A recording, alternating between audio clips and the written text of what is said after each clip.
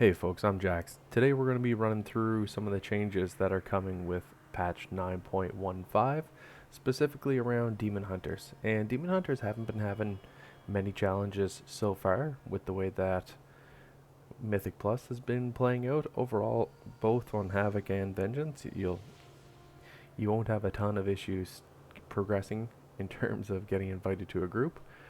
However, if you're not familiar, when Shadowlands came out, Blizzard implemented a huge number of caps on different abilities, whether it was Blade Dance, Glaive Tempest, Soul Cleave, Fell Barrage, just a huge number on the Havoc side, and then specifically around Soul Cleave and Spirit Bomb for Vengeance.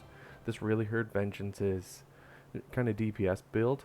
Soul Cleave being capped basically runs counter to the idea of not relying on a talent like Spirit Bomb as your primary source of damage. So really interesting to see this get walked back a little bit.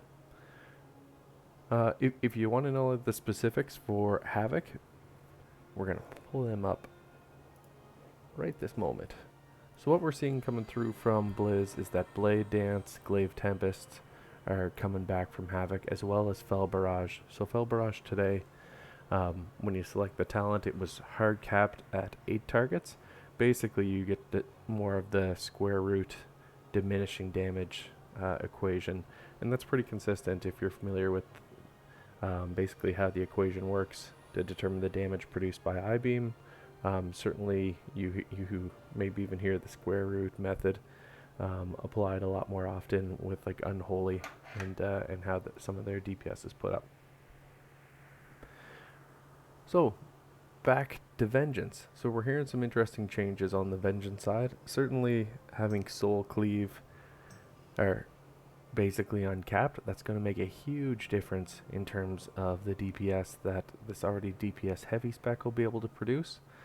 Spirit Bomb, like it mentions, had that soft cap of 20 targets. Now that's completely removed. Overall, that's a good news story. What you're seeing here, Sinful Brand, basically having that cooldown reduced, the Covenant ability buffed for Venthyr. That's really Blizz just trying to make it a little more competitive. Like if you can look it up on Blood Mallet, or I think Wowhead had an article recently, and just showing the distribution of Demon Hunters per Covenant, and it's like almost incredibly across the board, all Night Fae.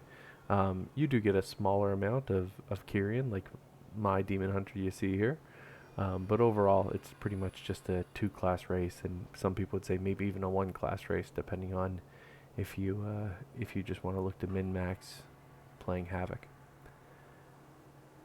The other change that's a little interesting, although not incredibly impactful, just Blind Faith, which is a Kyrian rune carving power, now grants 1% burst instead of mass, and 10 Fury when a lesser soul fragment is consumed, and Blind Faith is active. So not a huge difference. I know Verse and Master are a little bit competing there. So overall it'll be a slight increase as far as DPS goes. The other one that's kind of interesting, this Dancing with Fate conduit, seeing it get increased by 300%. That really is just aimed at buffing your final blade strike for your blade dance ability. And I know that could really stack well with the Trial of Rune build, which basically provides an additional amount of damage. So I expect that Blizz is playing with this. For the time being, Unbound Chaos is still going to continue to be your go-to if you're playing Havoc. It's just the damage from Immolation Aura when you've got your conduits fully maxed up is certainly the way to go. That's largely the good news overall. Like big picture, it's great news for Demon Hunters. Didn't really see any nerfs, not that we were really running into any issues getting into groups before. From a Mythic Plus standpoint, that'll help us get into a lot more competitive groups, and honestly a lot of classes didn't get the kind of buffs that Demon Hunter did with this 9.1 change. I don't think it's going to impact the squishiness of how Vengeance feels right now, but we'll definitely be pumping out more DPS for that spec, which always is a little bit satisfying, and there's always a little bit of an inverse relationship there. The less damage you take by killing the boss earlier, the more you'll survive. So something something to keep in mind. Let me know in the comments, what do you think about the 9.15 changes? Are you excited to see where Demon Hunter's going, or is there anything that the class design group missed on completely? Thanks for watching, folks, and I'll talk to you soon. Peace.